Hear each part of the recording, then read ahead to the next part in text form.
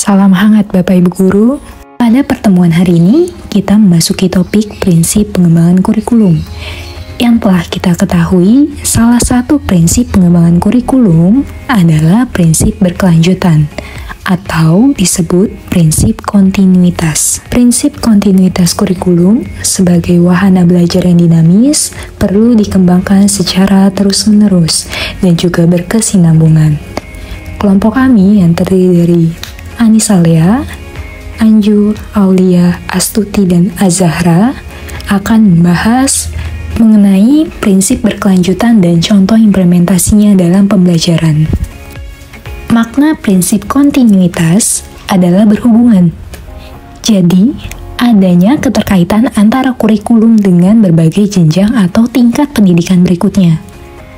Materi kurikulum harus memiliki hubungan hierarkis fungsional, harus berkesinambungan mulai dari jenjang SD, SMP, SMA, SMK, hingga perguruan tinggi.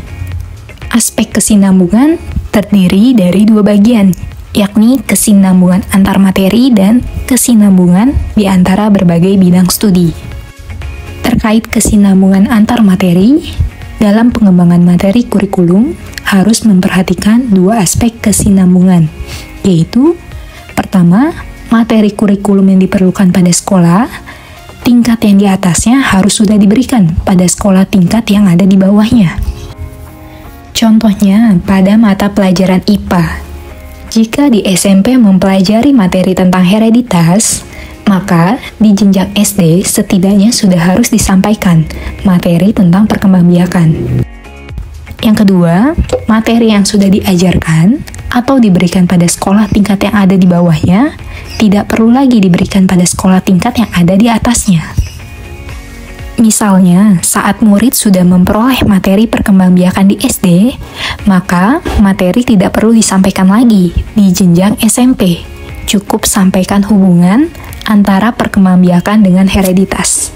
Dengan demikian, prinsip kontinuitas ini tidak akan menyebabkan terjadinya pengulangan atau ketidakharmonisan bahan pembelajaran yang dapat membuat rasa jenuh bagi peserta didik maupun guru.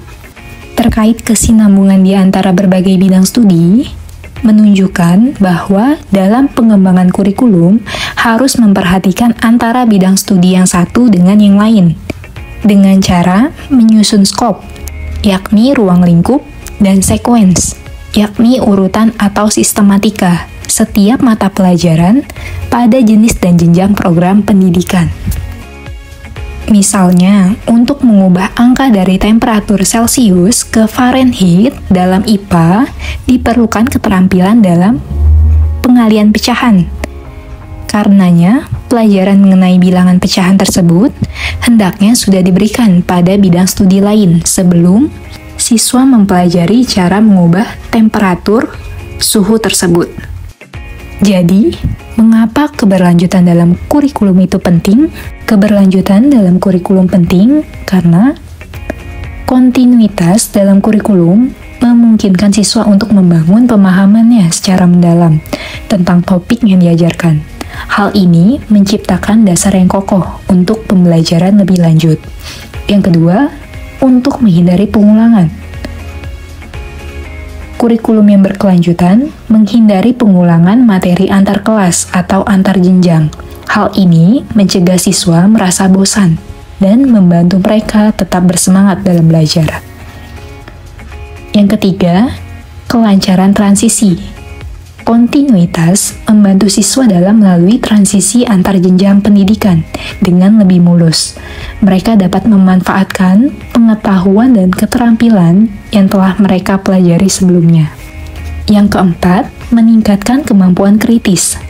Siswa dapat mengembangkan kemampuan berpikir kritis dan analitis yang lebih baik ketika mereka melihat hubungan antara konsep-konsep dalam kurikulum dari waktu ke waktu. Yang kelima, relevansi dengan dunia nyata. Kontinuitas memungkinkan kurikulum untuk tetap relevan dengan perkembangan dunia nyata. Hal ini membantu siswa menghubungkan pembelajaran mereka dengan kehidupan sehari-hari dan pekerjaan di masa depan. Yang keenam, keselarasan dengan tujuan pendidikan. Kurikulum yang berkelanjutan mendukung pencapaian tujuan pendidikan yang lebih besar. Hal ini menciptakan keselarasan dalam sistem pendidikan. Yang ketujuh, motivasi siswa. Siswa merasa lebih termotivasi ketika mereka dapat melihat bagaimana apa yang mereka pelajari memiliki nilai jangka panjang dalam perkembangan mereka. Yang kedelapan, peningkatan pencapaian siswa.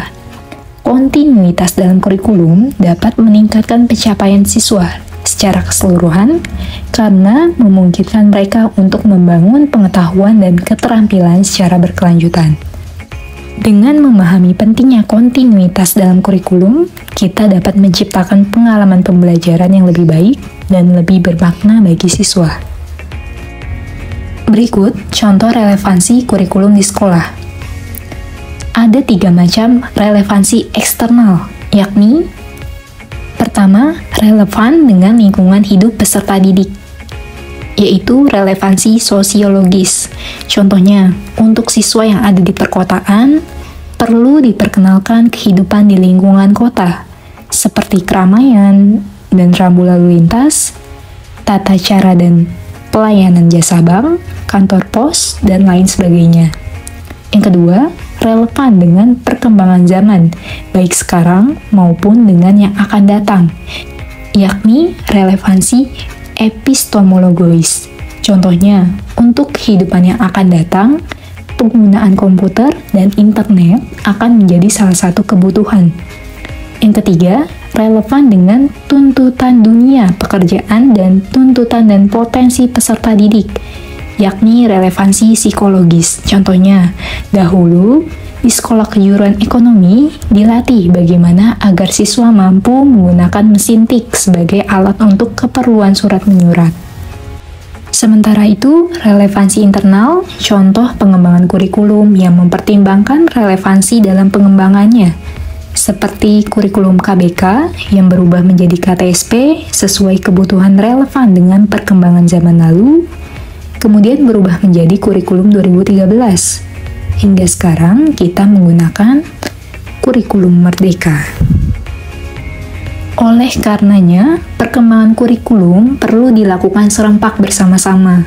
Perlu selalu ada komunikasi dan kerjasama antara para pengembangan kurikulum, pendidikan dasar, pendidikan menengah, dan juga pendidikan tinggi.